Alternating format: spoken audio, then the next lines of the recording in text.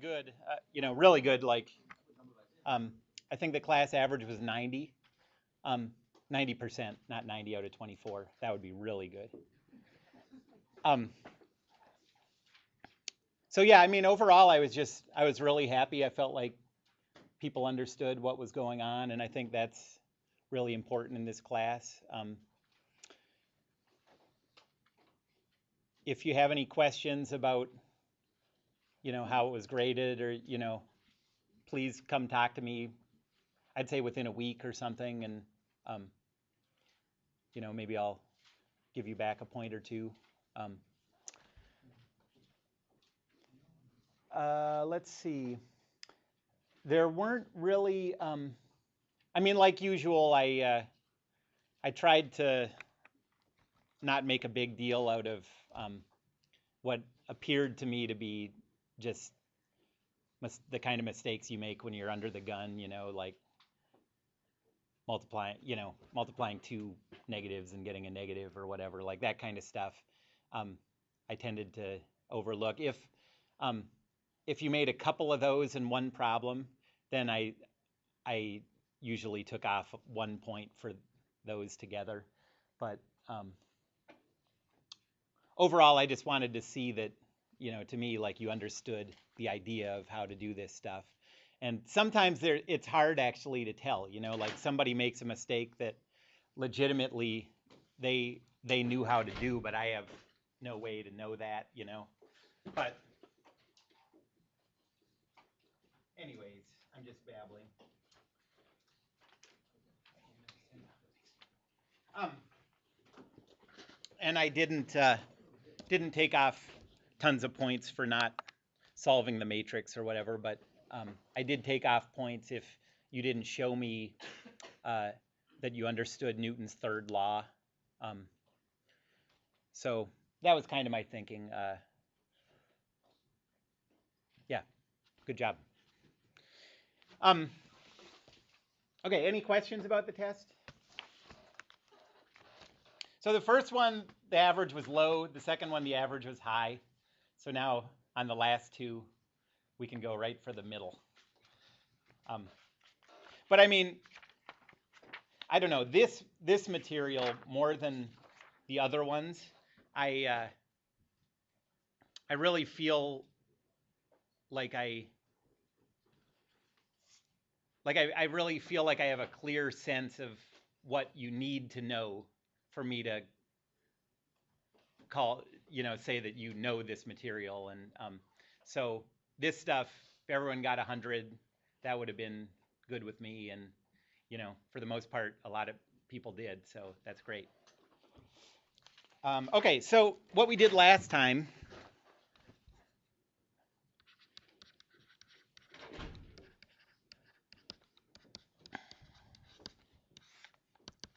we were working on this example problem where we had a vertical member, a diagonal member,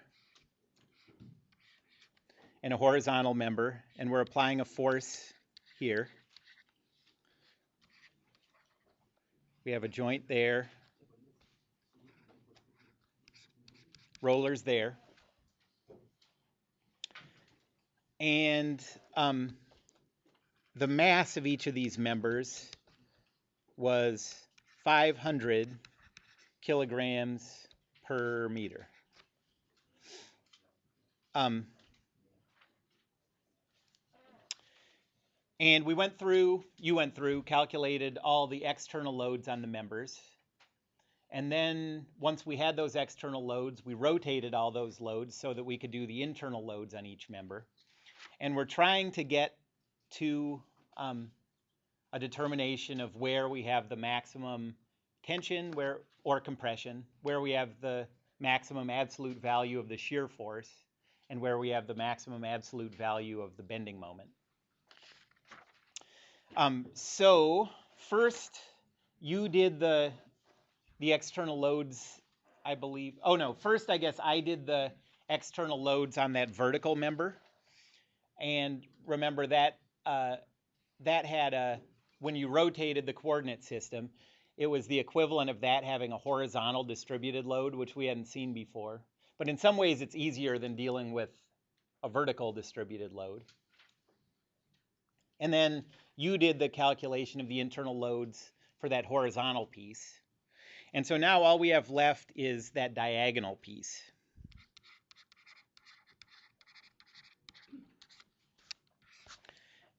We didn't finish the horizontal. We didn't finish number. Yeah, we didn't do number 2 yet. The number 2. Oh, have you didn't start it yet? Yeah. We just Or the started vertical one, we didn't. You We drew it did and two. said we'd work on it first thing this week, I think. Yeah, Yeah. exactly. The horizontal. We did No, two, the vertical and one. we started one, but we didn't finish one. Oh, okay. Yeah, exactly. Oh, we haven't done any yet. We've done two, We done 2. but we didn't. Right, We didn't number. finish one. Number and we 2, didn't okay. finish three. Exactly. Ah, okay, okay. Thank you.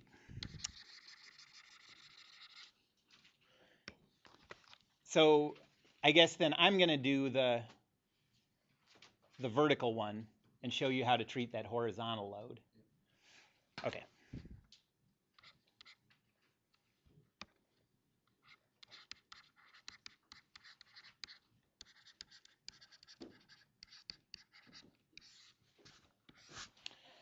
Okay, so from our calculation of the external loads, we have in this coordinate system a force vector up here of 0, negative 8468. Oh, did I do these wrong? I'm trying to.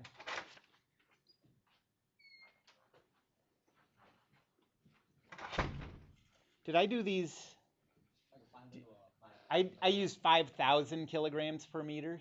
So what did you guys get for the, what do you have in your notes for the external loads on this member? 8468. Oh, you do? Okay. Well, I think, right, because I think you did them 500, we did them 5,000. And then we just converted. Right. Okay. But then when we got to this part, we used your number. Oh, okay. Okay. So let's go 0, negative 8468.36.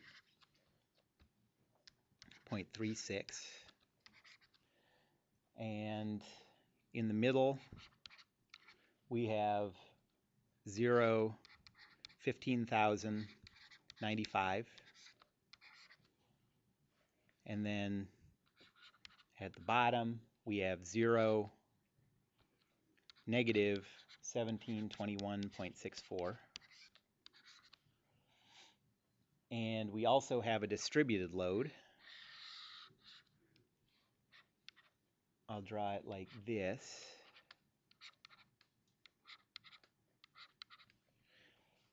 Of 4905 newtons per meter. Yeah, newtons per meter. And in order to, this one's pretty easy to eyeball, but in order to use a rotation matrix to express this in the coordinate system we need for our internal load calculations, what angle do we want to rotate the coordinate system? Right, we want the x to go down the axis. You looked at your notes. You got that right out of your notes and passed it off like your own work. Okay. I remembered it from last. Okay, good.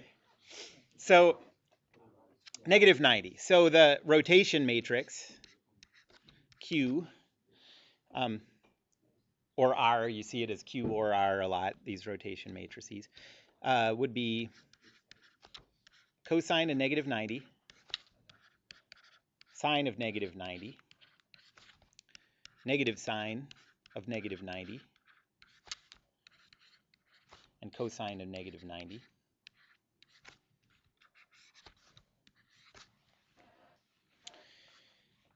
And so multiply each of these vectors by that matrix, and you end up with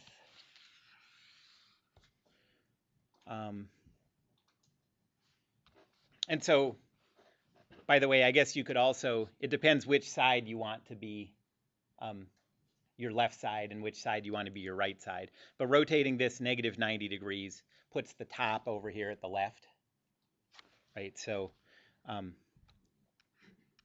we have 8468.36.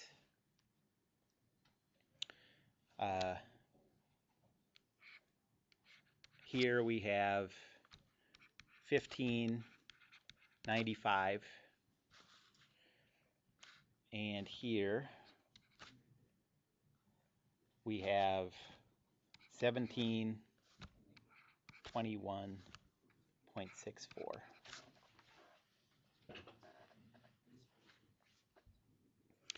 And the distributed load is going this way.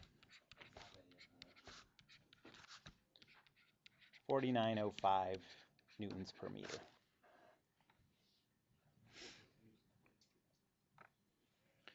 All right, so how many important points do we have?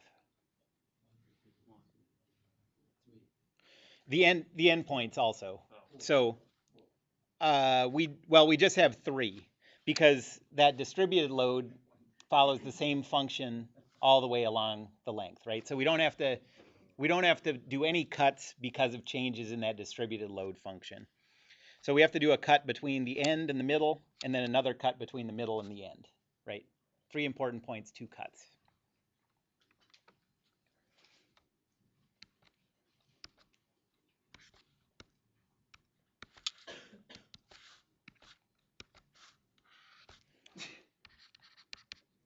So cut 1.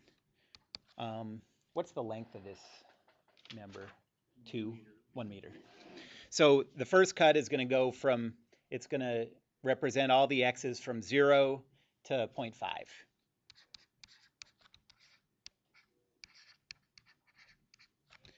And that's non-inclusive of 0 and 0.5.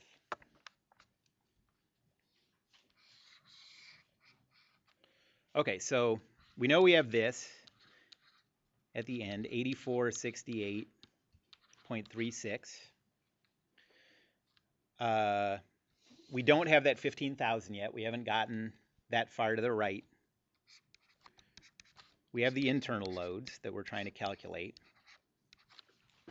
And now what about that distributed load? So this distance is x, right? Yeah, exactly. 500 is the mass, so 500 times g times x. So 4905. Yep, exactly. And it's going to the right. So I'm just going to put that in here. And it doesn't matter where we put it, remember, because only the vertical position matters. And since we're putting it vertically at the centroid of this shape, right in the middle, it's not going to produce a moment at all. The horizontal position doesn't affect anything, right? Because that's just moving this force along its line of action. So this force is 4905x.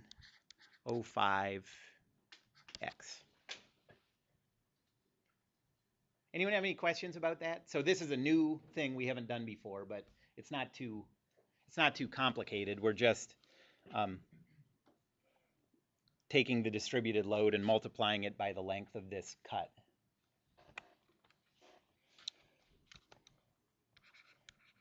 So Newton's second law says 0, and this is the coordinate system, 0, 8468.36 plus 4905x 0 plus t0, 0 negative v. Shouldn't the 84 be in the x position? Sure, we'll do it your way this time.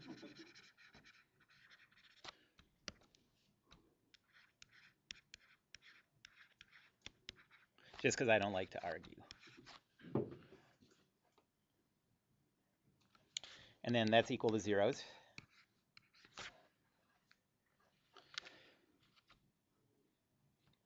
So T is equal to negative 4905x minus 8468.36.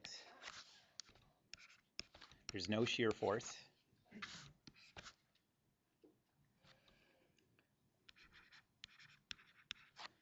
And the rotational equation about the left endpoint, all we have is m,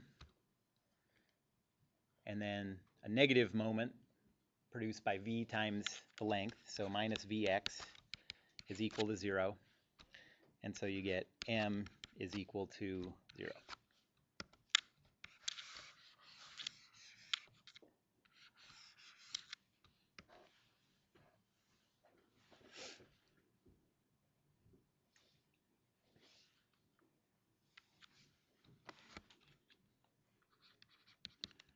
The second cut represents x's from 0.5 to 1.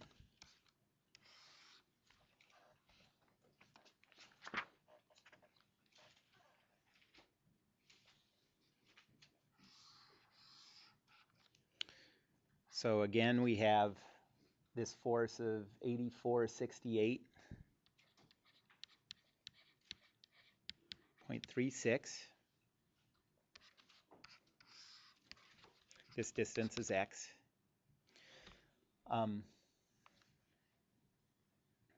And this time we have the force going this way of 15,095. We have the internal loads.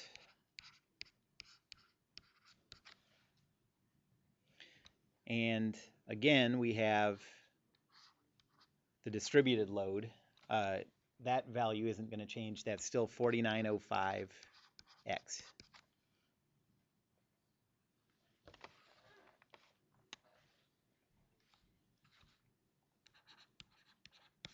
So Newton's second law says 8468.360 plus negative 15,095 plus 4905x 0 plus, I'm running out of room, so I'll put these two together, is equal to zeros.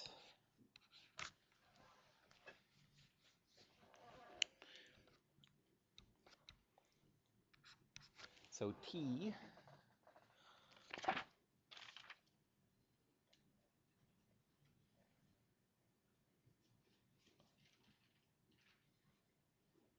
is equal to negative 4905x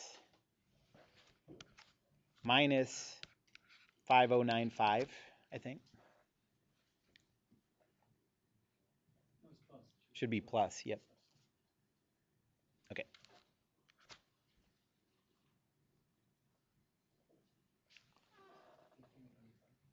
Yep.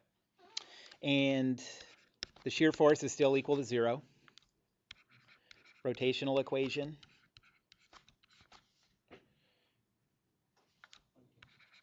M minus Vx is 0. So the bending moment is 0. Isn't it 5095? Is it not 626? Hmm. Yeah, because, Okay. 15. Okay. What is it again? 626.64. 6626. 6626 point what? 64. Okay.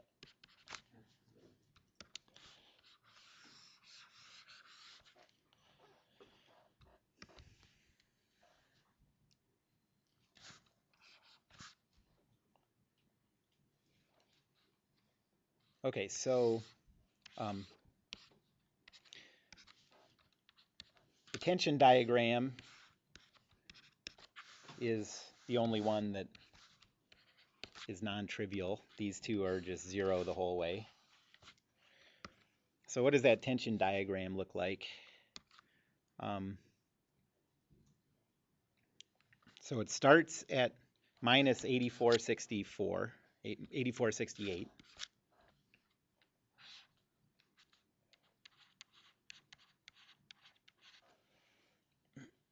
And it's a linear function. It goes up until what's 8468 plus 2252.5.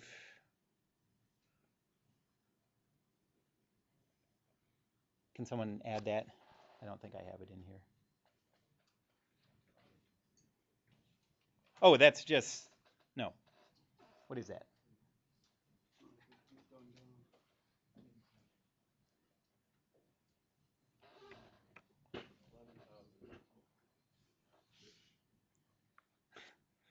Great, thanks. So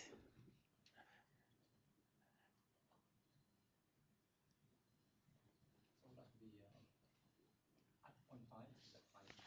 Well, maybe I do have that somewhere.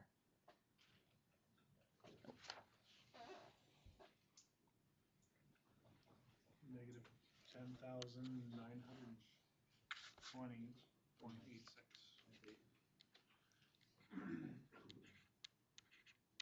Okay, so it starts here, goes to here.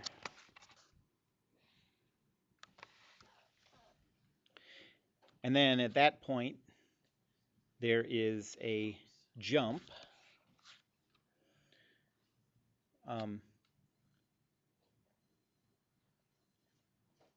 of 15,000. And so it jumps up to, so now what's 6626.64 minus 2252.5. Okay.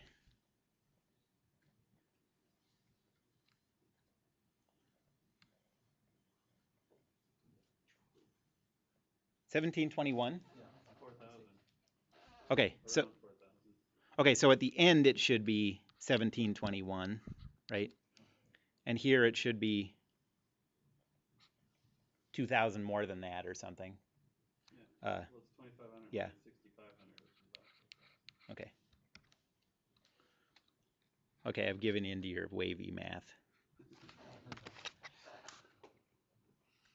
Fuzzy math, I mean. Okay. So there you go. The slopes are the same because the slopes come from that distributed load. You get that jump due to that point force of 15,095. And so your maximum value of compression is here at 10,920. Your maximum value of tension is here at 4,000. Okay. Any questions about that? Does that make sense? All right. So now let's do the diagonal member. And the diagonal member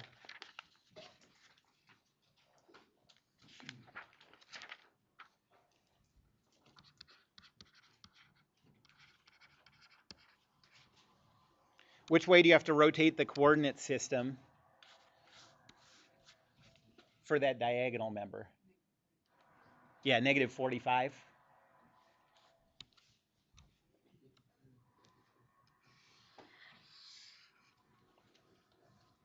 And if you do that rotation, and this one I think maybe is easier to use that rotation matrix Q. So you got cosine of negative 45 degrees, sine of negative 45 degrees, negative sine of negative 45 degrees, cosine of negative 45 degrees. Okay, here's like an SAT type question for you. Simplify that. Cosine of negative 45 degrees. I've been thinking more of the sines. So, okay, yep. Cosine 45. This one? Yep. Yeah, exactly.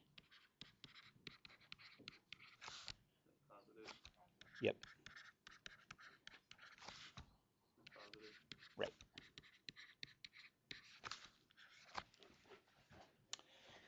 And you get a force vector here of 5988.03, positive 5988.03. That top one's negative.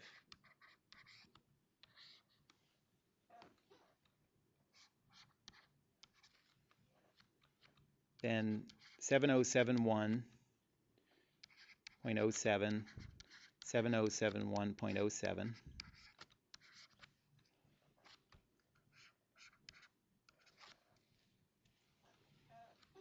Negative 5988.03, positive 5988.03.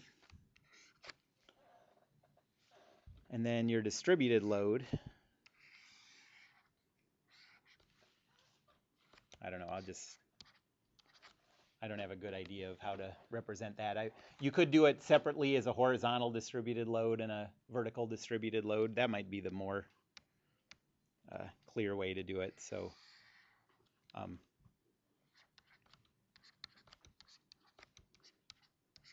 you have a horizontal distributed load of 3468.36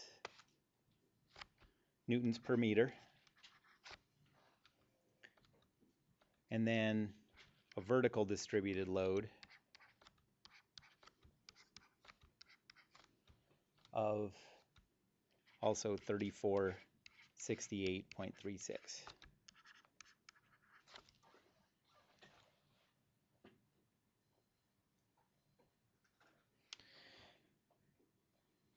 All right, so how many important points are there on this member?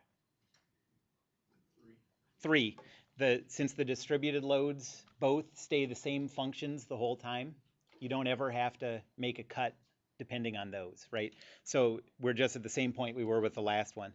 This, and this are the important points, so we're going to have a cut in here and a cut in here.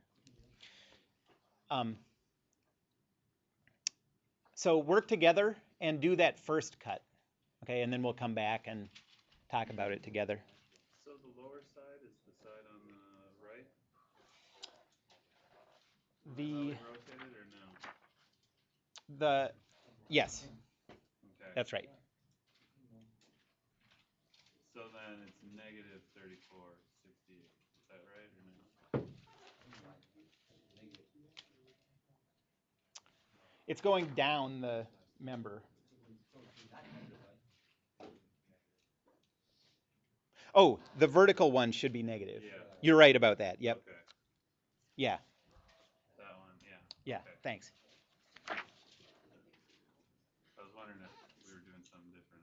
No, that's right. Okay, so make sure that makes sense. I messed up that sign and these directions. I drew them up and drew the negative sign. I also could have drawn it down and done it positive. Let me mention, this is something that a few people did on the test that we need to make sure to just get rid of. So I can write this as arrows up and a negative sign, or I can write this as arrows down and a positive sign. But if I write it as arrows down and a negative sign, it's wrong, right? You get the two negatives and it's giving you the opposite direction. So don't ever be redundant with those switch directions, okay? Either a negative sign switches directions or the opposite direction arrow switches directions, okay? All right, so work together just on that first cut, and then we'll come back and